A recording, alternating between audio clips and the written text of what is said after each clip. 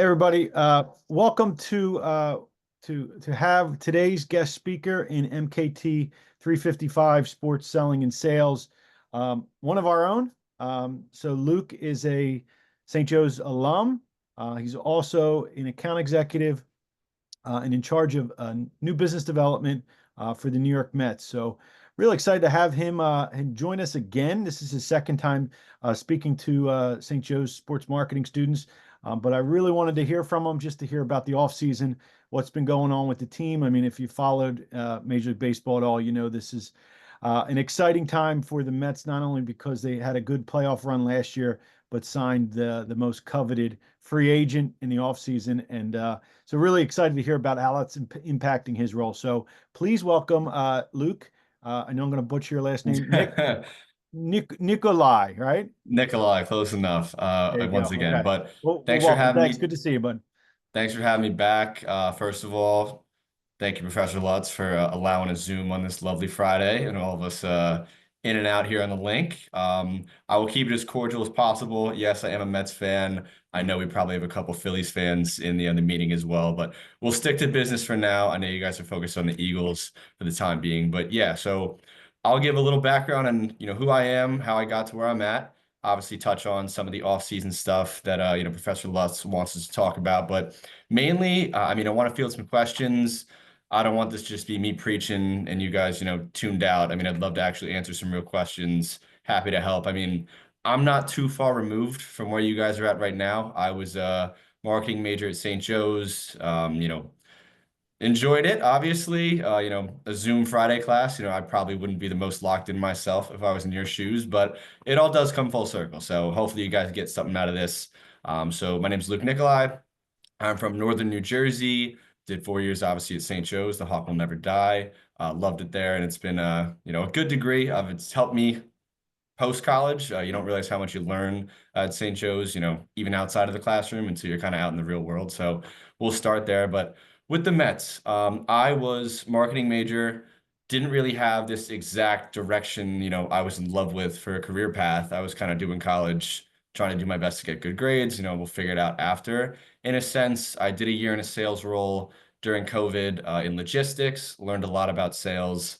It was a good job. I, didn't really speak to my heart and kind of what I wanted to accomplish in my career. And then, the Mets came calling for their inside sales program. I jumped at the opportunity. I work at Citi Field every day. It's where my desk is. It's different than your average, 9 to 5 job. We have crazy hours during the season of, running appointments during games. You got to be there on weekends sometimes, but they'll give you the day off the next Monday. Like it's a pretty fluctuating schedule. So definitely a lot in sports sales and in the sports industry, to kind of unpack. But that's kind of a little bit about me.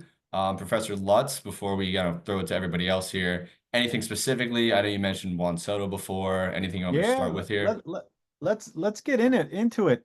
Talk to me about what that was like in terms of signing the biggest free agent maybe in the last decade and You can what that say did it. You can say it. Biggest and free what agent in a decade. yeah and what did that do for your job and how did it impact your role with the Mets? I mean, I know, look, we talk about it all the time in sports marketing.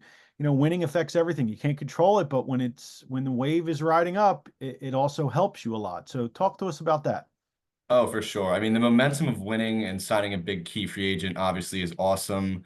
It makes the inbound people, wanting season tickets obviously a lot greater, and you kind of get to pick your battles in that instance of, if, the day we signed Juan Soto, I got about probably 40 people, through the Mets CRM that are, begging me, let me get a season ticket membership. And, when it's all coming at you like that, you kind of have to pick and choose your battles of, all right, this guy wants to spend $40,000. This guy wants to spend, $100. So let me kind of pick and choose and rank where my priorities should be at. But the momentum's obviously great when it's going well. And we've had a nice offseason, obviously, with the Mets here, signing Juan Soto. And the inbound's great, but you can't really forget your roots. I've also sold for the Mets when the team wasn't doing too hot. And then I don't know if anyone remembers specifically, but 2022 maybe we signed Carlos Correa for a grand total of maybe 10 hours, and then he failed a physical, and then all the people I sold during that, they're calling me asking for a refund, and everyone that bought solely just based on the team performance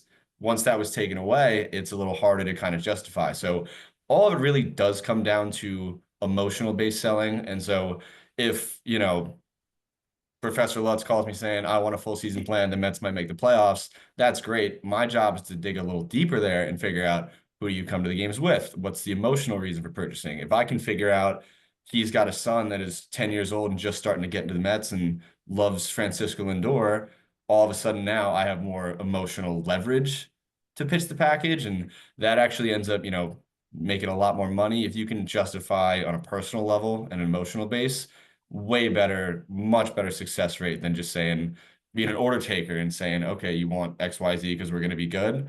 That kind of it's thin ice in a way there. So it's all leading back to emotional. But yes, getting Juan Soto definitely helps. It doesn't Are hurt. are you are you now focusing on different products than you were before?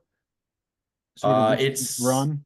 every season it kind of slightly adjusts. So how it actually works at the Mets and throughout the majority of sports sales, the industry is, right out of school or when you start with the company, you'll probably start in the inside sales program. That's kind of like the intro 9 month to a year type of program where you kind of get your feet wet and you figure out really which silo fits you best. There's really new business, which is I do, which is bringing new people into the Mets family, as we call it.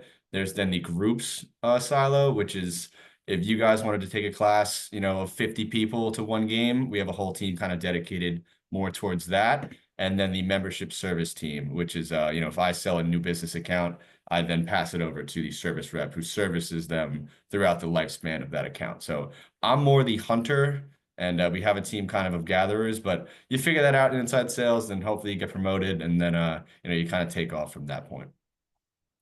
Okay, so you mentioned and you said a key word that I always like. So you're a hunter. Um, I mentioned to the students uh, on this week earlier this week about the idea of keep filling your funnel, right? Keep filling your prospects of potential business. How do you find leads? How do you find prospects? How are Uh, you finding sort of these opportunities? Great question. So, in inside sales in the intro role, they give you basically not the phone book, but they, here's people that have bought tickets in the past, like go for it. But in my role now, I'll get, probably 30% of my leads from people that are hand raisers, we call them. They fill out a form wanting information. Those are the people I'll hit first in the day because it's, they're the ones that want to talk to me, which is great. Obviously, when I'm on Zoom Info is one of the technologies we used. I know you mentioned you did a lesson on, that avenue. I Mhm. will go in looking for different construction companies is big, finance companies, really any industry you can kind of, everyone needs to entertain clients or maintain relationships in some sorts. So I'll go digging through, you name the industry, figure out which company is worth, 100 million to $1 billion, kind of in that range somewhere. Go through Zoom Info, figure out who the CEOs are, and it'll probably take me about, an hour at a time to generate about 15 to 20 leads in that aspect. And then I'll just cold outreach. It's a phone call, email, LinkedIn, whatever you can find that sticks. And everyone does it kind of differently. I have a lot of success through email first and then giving a phone call. Some people like to just rip a cold call, at 9 a.m. in the morning right away. And, that's usually not my cup of tea. I like to kind of settle into the day, but you get some, and then you do have to generate on your own. But having multiple avenues is the best way to keep a pipeline fresh. The hard part is when you're kind of relying on one a little too heavily, and that, river kind of runs dry, and then you're kind of stuck after that. So you got to always be on your toes, looking for the next one. Yeah. So walk me through and tell the students a little bit about because we're starting to dive into technology and how technology can help not only in ticket ops but also in sales. So what kind of programs, what types of software are you using every day to kind of help you with your sales efforts? We use Outreach here at the Mets. It's the same thing as Salesforce or really any other CRM, technology that you'll have. And that's my favorite one by far because it's crazy. You'll have a 40-minute discussion with some of these clients and you'll learn so much about them, their families, what they like to do and everything on top of it. And I'll talk to two more people right after that, and all of a sudden I forget everything I just talked about. So logging notes and being able to have a digital footprint on our website here with us of, when I schedule a follow-up call in a week and a half, I can go back and look what I wrote and it jogs my memory immediately. So in sales, you think you'll remember everything because you go so in depth with these people and, learn so much about them and you don't remember a thing, which is kind of the craziest part. So having that CRM is obviously huge.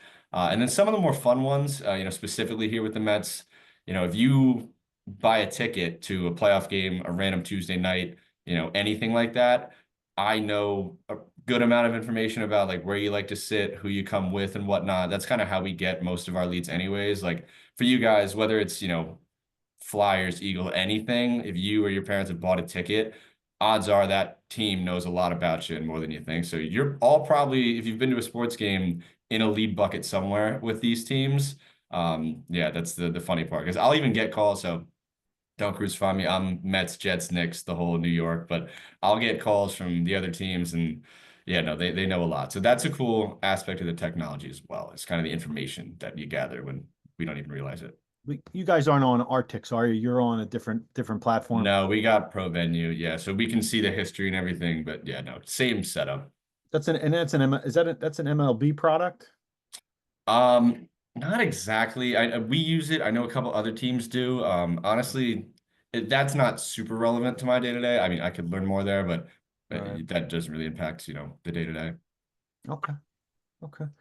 All right. Well, let's kind of just see what the class here has. What questions do you guys have for Luke? Yeah, go ahead, Noah. I'll go Noah and then Jason. Um, how easy or difficult is it to kind of come up with other like selling points besides the fact that like you're the Mets, you're a big market, and you just got Soto, just because you guys haven't been like super successful lately besides last season? Honestly, I'm so thankful for when I started off, the team was not good. It really taught me a lot about, kind of how deep you have to dig and what you have to learn about to kind of, get these people, excited. But the fun part about this is sports sales in particular is we have so many tools in our tool belt. Like if I give you a call and, you're a disgruntled fan and I can see what you've gone to before, I'll try and figure out what went wrong, how I can kind of fix that. And I can even invite you down to the ballpark and like get you on the field for a VIP tour. Or, if it's during the season, I can get you a couple tickets to a game to meet beforehand. So, it's very hard to just call somebody on the phone in one go and have them buy a season ticket package. I mean, anytime you do that, it's obviously a big accomplishment, but really just focusing on the emotional side of it. Like, no, if I were in a conversation with you, I'd try and figure out why you like going to games and not just for the result. Like, obviously, we love a Phillies win, but what about the park? Like maybe you go with your friends and you crush a lot of beers, or maybe it's like dollar hot dog night. Like there's different reasons people attend sporting events. Very minimal actually. Does the team performance actually dictate how I sell somebody? Sure, if it's, a easy clip because they want something, like sure, but I mean building off it, the emotional side of it, anything you can think relationship wise is the biggest factor there for sure. Okay. Jason? Sorry, my camera's off. I'm on the road currently. But how do you differentiate the Mets as an entertainment option in a market as big as New York while balancing affordability for the fan as well as maximizing revenue for the team? Awesome question. So it is definitely hard in New York City. I live in Manhattan now, and you walk outside, there's a million things to do, and that's kind of the big thing of it. Is during the summer, we are competing with the beach, we are competing with concerts. It's not just the other. I mean, obviously there's other sports teams like the Yankees and football Jets and everything like that, but the hardest part is figuring out, like, back to what I said before, kind of figuring out why they go. And to maximize revenue, it's a line you got to teeter because my job is obviously to sell the most expensive and best product I can to these clients. But the hardest part is if it's not actually a fit. Like there's been scenarios where we sell full season packages, half season, quarter season, and even some that's smaller. I've convinced people to here's why you should do a full season package, but then if I find out they're going to end up selling 50% of their tickets anyways to brokers online and we don't get that revenue, then it's a bad job on me. So the maximizing revenue portion, you got to figure out what they're actually going to like and enjoy and kind of be more consultative than just trying to sell the most expensive thing you can, because then it puts the service team in a bad spot. So each case is kind of its own little world, which is tough to say. No, it's not the best example via Zoom here, but that's really the answer. Luke, we talked about in class, and we'll continue to talk about this, is the idea of the escalator concept, upgrading fans, right, from one package to another. Are you involved in that process at all, or is that somebody, it's another department that handles sort of those things? Very, very funny. So obviously, my favorite clients are the ones that purchase from me. Obviously, there's more don't than do, which is a hard reality, but it's all part of it. I actually have probably like a couple weeks to a month, maybe. Depends what time of the season. But if I sell, Professor Lutz, his 20 game package in the 500s for, say $1,000. Maybe there's a game that isn't on the plan. If I found out that maybe there's a birthday coming up and they want to do a suite, I have like about a month in my role to actually like keep the conversation going and try and upgrade you guys into maybe a half or a full season, or maybe a group outing. There's different avenues, obviously, but then after that month, it goes over to the service team, and then they are in charge of the account for the remainder of the lifespan of the account. So for the next 5 years, if there's still a season ticket rep, that service rep will have made such a good relationship with that client to the point where they don't even really have to sell anymore. It's more about just picking up the phone, like, hey, I know you like XYZ. We have, a concert coming up, or, birthday party, things like that. So I have to operate a little quicker in that lens. But if you're on the service team, the whole point is, to build a relationship to eventually, obviously, upsell and, get them up the escalator, essentially. Yeah, so you sort of pass the baton on after a short window there, and then the service Yes. team is okay. Which I'm happy about. Some teams actually are operating on you sell and service the account. I'm happy that I can kind of just pass it to the next one and, get back to hunting. Um, you know, Service is great. I love it, obviously, but getting after the new clients is kind of where I want to spend most of my time. It's funny enough. Some of the clients, while I love them, they got a lot of questions, and it could definitely eat up your day a little bit. So I'm happy we do get to kind of pass that baton, as you mentioned. Yeah, that's tough. It's tough, right? Because it's a relationship driven business, but also your time, right? You've got to manage your time in sales. You Mhm. only have so much time in a day, and you've got to utilize it. So you don't want to be dealing with, hey, the hot dogs were cold and the beer was warm, right? And needs somebody else needs to be dealing with the I hear that so much. It's fun. That's why we love working in sports. Yeah. yeah. All right, let's got a couple of questions here, Gianna, and then Reese. So obviously the Soto contract was very, very, very large. So is there like a meeting that you guys have or like any strategies that you have other than like Soto basically selling himself and like these tickets, or was there something that you guys talked about like to change your strategy on like selling and making money, like making this kind of money back? Making it back, actually, there's a lot of avenues that go into it. Ticket sales with the Mets and with most teams is the biggest driver of that. So we have a goal as an entire department of inside sales, new biz groups, like every single, silo. Right now, I believe ours is maybe like 500 million, something along the lines of ticket sales throughout the entire department. But thankfully, to make it all back, we have parking, we have concession sales, everything merchandise. So the entire organization is actually responsible for making that money back, quote unquote. So no, it's like we're happy when we get a Juan Soto. It is not a now that we have the big guy we just spent money on, you have to go make it all back, like pressure kind of situation. So some of that is naturally just going to happen with like single game buyers and everything kind of along those lines. But don't get me wrong, it definitely makes our job or expectations a little bit higher. So like that's one thing that does, kind of bake into it is so how the like setup is structured is I have like my base salary and then I get commission on top of that for the amount and number of everything I sell basically. I get goals to do that. So rule of thumb is, you make X amount base whatever. Your goal is usually about 20 to 30%, of that where you kind of make the most money is once you exceed that and kind of, get the higher percentages.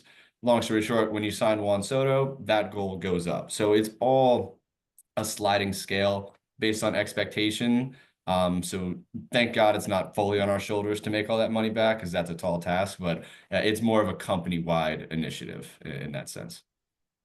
Yeah, Reese. I think you're Ooh, muted, I bud. can't really hear it. Yep.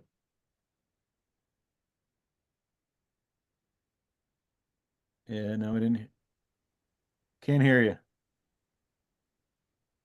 Anyone got one? And we can come back to Reese. Oh, maybe. Reese, if Almost. you there now? All right, I can read, All so right. this helps. Yeah. Well, no, my question tied to that is that, has the organization, like in Philly, I know, like for the Phillies, if they hit 3 million, the 3 million number in attendance, that's a monster year for them. So what's sort of has the Mets sort of conveyed to you what sort of is the expectation, or what's the projection of what we're looking at for this upcoming year? Based on attendance solely, Yeah, attendance. we do have we have meetings, behind closed doors of what we think it might be. Right. So we have obviously expectations of what attendance should be. We can project it out, but the cool way on that is every day before the game, we actually get like a projected attendance. Here's the amount of tickets sold. Here's what the single game market is going to dictate. And funny enough, the attendance doesn't really matter too much on the team unless it's playoff time and it's big. We really sell out on when it's just like a sunny Saturday in like June, July, August, like a summer Okay. weekend. Like that's how it kind of most works out.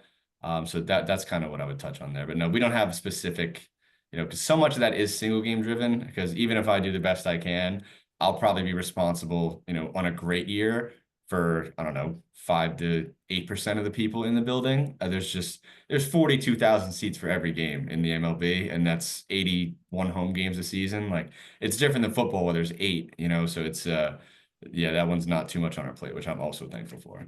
Okay. Wait, Reese, let me read here 1 second. Yeah, Reese, we got. Competitive. Good question. So it is definitely competitive, but in a healthy way. Your teammates on your specific team, no one is pinned against each other. So no one is, it's not like someone's going to get cut at the end of the campaign or anything like that. But every single day we do see our hustle stats, how many calls, talk time, meetings booked, all that stuff. And every day we get an email with the revenue leaders. And so if you're at the top, it's obviously a good feeling. You got to fight to stay at the top. And if you're near the bottom, everyone in the company sees that every single day. So nothing actually is, on the line career-wise, unless you're obviously not hitting goals and whatnot, which it is not like that happens too much. That's one in a lot. But the numbers every single day. So your internal motivation is going. If you're at the bottom, you're trying to do everything you can to obviously stop. Because that's the craziest part about all this is in the sports industry, it is such a tight-knit connected group, even within teams, team to team outside, most of the promotions are done externally. I mean, I've actually been with the Mets the whole time, but I've had countless amount of coworkers that have gone to work with other teams in New York, even across the country. So, doing the hustle stats and being the best competitor you can be is going to be best for your career long term. So really that one is just, you got to look out for yourself, and it's you versus you every single day. That's kind of the best way to compartmentalize that one. Good question. Luke, what do your game days look like? Game days are fun. My favorite day is a weekday day game because, I'll show up obviously at 9. Yeah, I'm usually there like 9 to 5. And then if it's a 7 o'clock game, I'll have a couple meetings before the actual first pitch. Once first pitch goes on a 7:10 game start, I'm usually out the door. I used to stay when I first started and watch, but, I've already been there for about 8 hours. So I like to get home and kind of watch the rest of the game. But like a day game, you go get lunch, then all of a sudden, first pitch is happening. Then you're really not even on the phones anymore. You're outside walking the ballpark, trying to meet up with people you found on the seat visit report, handing out business cards, just trying to drum up business as much as you can. So on game days, it's very opportunistic of what can you kind of go make happen for yourself. Some days that's still sitting in the office and being on the phone, but we watch the games if it's a day game, and there's a slight delay. And one of our favorite moments is I'll hear it outside from the crowd roaring before I actually see it on like the broadcast. So it's just cool. You work at a professional sports stadium, everyone, comes here for their fun, and this is my job every single day. So sometimes, if you go a whole day of, getting hung up on and told to screw off, you get down a little bit, but the very next day you get to show up and, you look at the field and it's like, all right, I'll take it, not too bad. So that's kind of the mindset you got to have. You can you think of or share any examples of like maybe a time where you're out in the ballpark during a game and you maybe met somebody, and you were able then to follow up and have a, and able to sort of upgrade them or get them into some sort of package. Oh, for sure. I mean, it happens, more than you would think. Because at the stadium is where we obviously do our most damage. Emotions are high. If Francisco Lindor hits a home run, I've gotten people text me to be like, "All right, I want the seats now. Come find me." But in particular, there's one account. His name was Terrence. I found him, from our we were texting beforehand, and he was like, "I want to watch the game. I do not want to talk to the sales rep." He said some not nice words on the Zoom meeting that I won't share. But I went up to his seat and said hi and, introduced myself. And, his kids ended up, loving, I think it was Fortnite at the time. And, I was just talking to the kids about that. And then all of a sudden he's like, oh, Luke's not the worst guy in the world. He's not some sleazy salesman. And then I found out they come to 40 games a year. And in those very seats, I sold them their half season package. So like, it's all about kind of getting rid of that first brush off. Immediately, you call somebody or meet somebody, they are, oh, you're selling me something? No, no, no. But then, once you kind of take that and run with it and, dig a little deeper, it becomes a real conversation and, an actual enjoyable experience. Okay. Any other questions? What do we got here? I had a question there. Yeah, Levi. Obviously with like signings and stuff and like big name players on your team, like your season expectations can be high or low, depending on who you have. How does that change depending on like the results of the early season and stuff? Like say you're expected to be good and then you go on a slow start. How may that change like your expectations for sales? It's tough because in sports, obviously, there's the off season where take the Mets for example. Right now, everything's going good, everything's all happy, and then last season we went 0-5 to start the season, and all of a sudden everyone that's raising their hand about give me season tickets, that dries up very quick, and you got to get back to the basics of emotion. But expectations, that's the one thing. It doesn't really change throughout the season, like the actual financials of it and everything. Like you get your goal before the season. It kind of takes into account team performance of how good could they be, how bad could they be. So the expectations don't change too much. Obviously, the difficulty level of if the team's doing great, it obviously helps. If they're doing terrible, it hurts. But it goes back to what I said before of just your baseline of actually making the sales has to be on that emotional level with the client. It can't just be the team's really good, come buy your, full season package, because that's where you get caught. If the team goes bad, that's when your numbers will also go bad. Okay. Aiden? I was just wondering, I know obviously you were speaking about before New York being a very competitive market. There seems to be sometimes a feeling about the competition between the Yankees and Mets, sometimes people calling the Mets almost like a little brother in a way, You can which say it. not yeah, which You gotta I air know quote it. like people sometimes say about other teams too, like the Clippers against Lakers and stuff. Yeah. How does that affect you trying to make your sales? Do you feel that shift coming now with Soto being able to take Soto away from the Yankees? I know Cohen is extremely passionate about that shift, and obviously the Mets are such a historic franchise. But is it ever tough being in a city with another historic franchise? Oh, for sure. I mean, like, look, there's so many people here that, I don't deal with it too much. Like, obviously, if I call somebody and they're like, I'm a Yankee fan, I mean, I have sold people like that, just based on proximity to Citi Field, XYZ. But long story short, the Yankees fans are kind of one thing, the Mets fans are another. But to your point, not really Juan Soto in a sense, because, like, yes, that helps with the, average, like, everyday fan. But when Steve Cohen bought the team, we've had 5 brand new ballpark renovations, like we're little brother Mets of Long Island beforehand. We now have like VIP suite spaces, our brand new Delta Club behind home plate that, I went to last year, and oh my God, it's a 5-star restaurant. Like it's insane you're even in a baseball stadium. So like we've now kind of ascended into more of the, we're going to take your Manhattan corporate accounts from the Yankees, which that has been the biggest, moving, I guess, turning point in that position. So it is a little fun. I'm not gonna lie. So being a Mets fan does help. We can definitely feel the Yankees finally starting to, understand what's going to happen in the future now. I mean, we got a whole casino and whole new soccer stadium. Everything's coming in the next like 5 to 8 years, like for that whole complex in Queens. And, I'm telling people we're going to be the sports center of the world. Like, are we? I don't know, but I'm saying it. Like, that's just kind of the, motivation you got to have. And it does impact it, but yeah, it's with the success in the Mets and Steve Cohen, it definitely helps. But before, Steve coming by the team, there was definitely that kind of little brother feeling in a way. But the Mets fans, they're diehard fans. You know, it's not quite. I wouldn't say it's quite the same as like Lakers Clippers. I know where you're going with that. But good question. Yeah, No, that's for sure. And the Mets tough. are definitely way more way more of a historic franchise than the Oh, Clippers. for But now, yeah. Mhm. I'm from Boston, so I'm a Red Sox fan. So I'm preying on the Yankees' downfall as much as you guys are As too. am I, and I pretend like I'm not, which makes the Yankees fans even more upset, which is good. Yeah. No, but I'm actually a Mets fan, obviously, but I have Phillies fans, Red Sox fans. There's people from Iowa. Like, you do not have to be a like Mets fan. It's not part of the application process at all. Like, it's all about the like sales acumen. Like, most of the people working in sports teams are not fans of that team, anyways, which was shocking to Mhm. me when I first entered the industry. Uh, yeah, it's just a good factoid, I think, for everybody. Yeah. Thank you.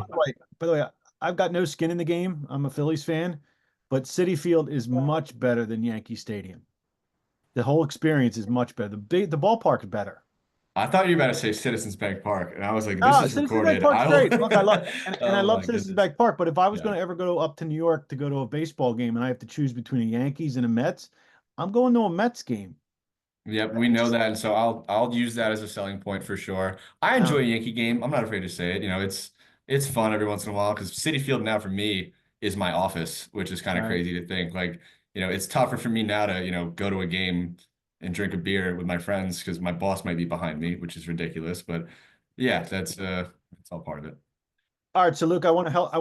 We need your help, and I'm gonna put you on the spot here a little bit.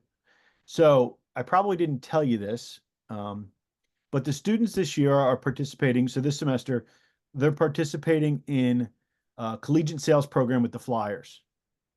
So essentially, the Flyers give us inventory, and they do it with probably about, I don't know, 5 to 10 other participating schools in the area.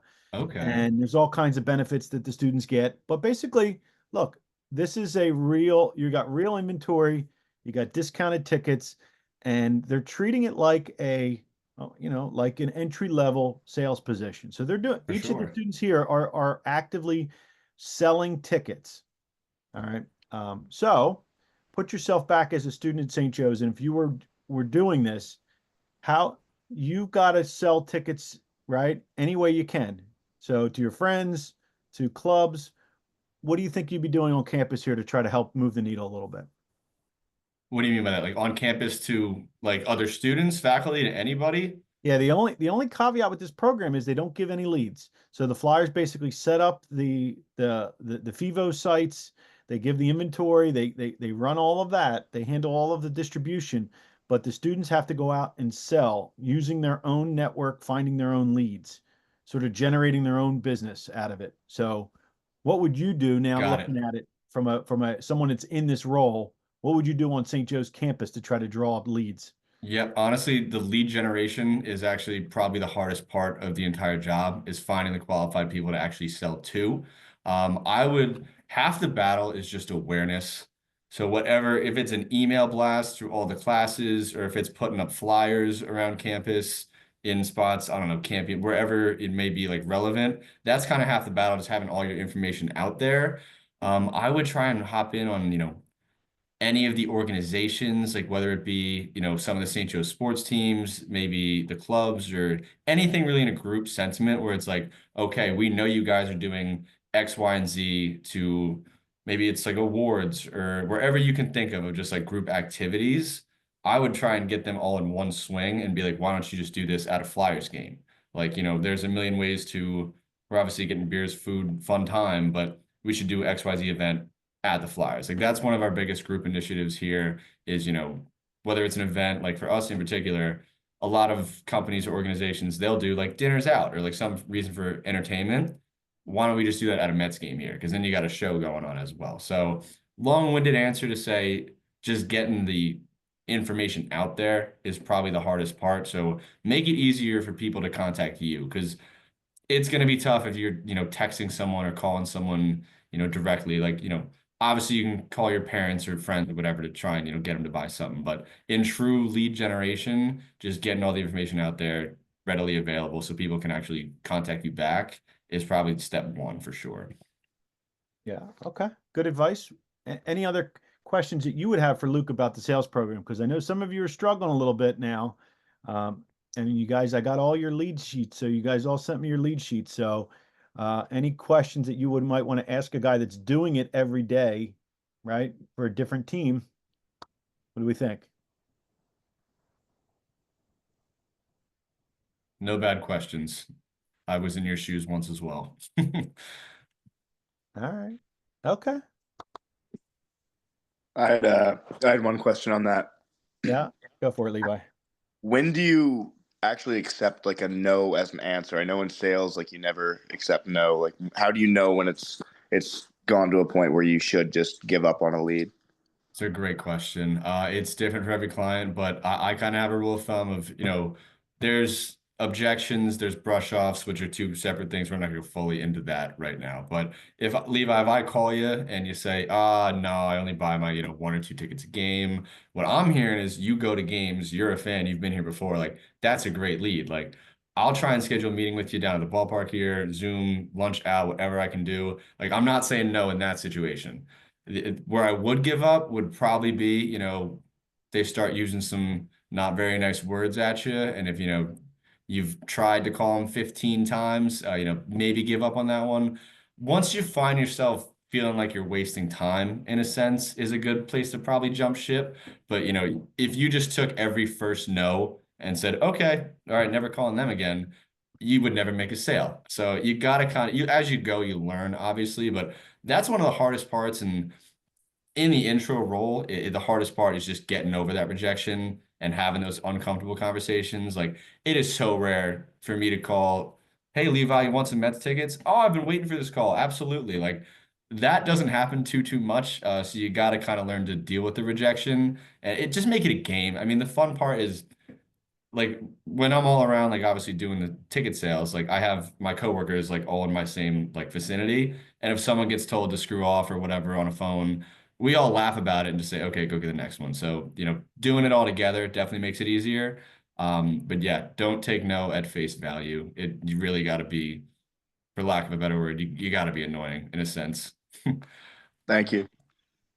What would Luke, we talk a lot about in sales the idea of listening and the importance of listening and asking the right questions. What's one question that you always ask somebody when you're first meeting them for the first time? Tell me more. That is my favorite one-liner in all of sales, especially sports sales. I mean, people aren't going to willingly, give up information. So you have to share about yourself a little bit. So if we're like, most of my intros on any phone call will be like, hey, JP, like Luke with the Mets, it's great to speak with you. Like, when was your first Mets game? Like, throw a question out that they can kind of answer. And then I'm actively listening. That's a term you'll hear a lot in interviews and anything like that. For if you tell me like, oh, I go with my dad or we went to this specific game, I'll kind of ask more questions on that. I'll get a 1 or 2 word answer. And if I ask them to tell me more about it, all of a sudden they're doing all the talking, I'm doing all the listening, and I got 5 or 6 avenues that I've already heard that I can kind of go next. It's the best salesmen do 80% listening, 20% talking. If you're just yapping at them the whole time, they're tuning you out and they're just trying to find a way to get off the phone, honestly. So that active listening portion, and tell me more, any way you want to word that as well, just dig a little deeper is probably rule number 1 of sports sales. Yeah, good. Love it. All right. Any other questions for Luke? Again, we appreciate your time and we don't want to hold you up too much longer here. So any other questions for Luke? I got one for the room Yeah, here. go for it. Yeah, perfect. Are the Eagles going to win the Super Bowl? I have a pick to make here in a pool. What do we think? Yes? Any no's? Okay, good. All right, maybe the Birds. I don't know. I was there in 17 when it happened. I didn't climb a pole myself, but it was a good time. So I'll say let's go Birds. But I Yeah, will so- end this too. Oh, go for it. So I'll tell you right now, I didn't tell the students. I just got Super Bowl tickets last night. So I'm going. Wow, look And at that. I'm taking my dad. Mhm. I'm taking my dad. Me and my dad went in 2017 in Minnesota. They won. and I was working for the Eagles at the time in Jacksonville, and that was 20 years ago. So Super Bowl 39, and actually, so we are. This is the way it works. We're flying into Jacksonville first, and then we're going into New Orleans. So I'm calling it sort of the redemption tour. Jacksonville, New Orleans, where the Eagles lost Super Bowl 15 against the Chiefs, which we lost in 22. So I think all the signs say that we're going to win this Super Bowl. You canceling class next week? Maybe, maybe not. I didn't say that. Someone else did. We're Okay. actually, so Yeah. next Friday we'll have another guest speaker coming in. So it'll be a virtual. Now, whether I'm doing that virtually from the airport, or from here in my house, that'll be a good question. It all depends on logistics. But yeah, I'm excited for that. So anyway, Luke, last question, then we'll get you out of here. One piece of advice you would give anybody on the call or any student looking to get in sales, what should they do today? You got to be proactive. Nothing is going to just fall into your lap. And this is outside of sales. Look, I was in college not knowing what I was doing for a job, maybe 2 months before graduation, and sitting there like, oh God, what's next? Like, you got to go out there, message people first on LinkedIn. If you don't have a LinkedIn, make one today. That is rule number one. But you got to just put yourself out there. Like, you're going to fail more than you're not, honestly, with all this. So just giving you as many opportunities to succeed in the ring. I mean, I know I work for a baseball team, and not to be cheesy, but the Hall of Famers are 300 hitters. You got to just get back on that horse and keep going. So I don't want to keep giving too many cliches, but not going to fall in your lap. You have to go make it happen. So be proactive would be my best advice for anyone really graduating college, especially in sales, for sure. Awesome. So thank you very much. If any of the students want to get in touch with you, best way to do it? I was just about to say, so Professor Lutz has my email address. Please connect with me on LinkedIn. I know we're obviously in a group setting now. I'm happy to answer any, individual questions that might come up. So, I don't bite. I'll help out, obviously, in any way I can with anything you guys need. So shoot me an email, connect with me on LinkedIn, message me there. Professor Lutz has a lot of information, and I'm very happy to help out in any case. Awesome. Thanks again, man. I appreciate it. Good catching up with you. All right, I'll see all of you on Monday. Have a good weekend, and we'll Cool. talk soon. All right, see y'all. See you guys. Thank you. Thank you very much.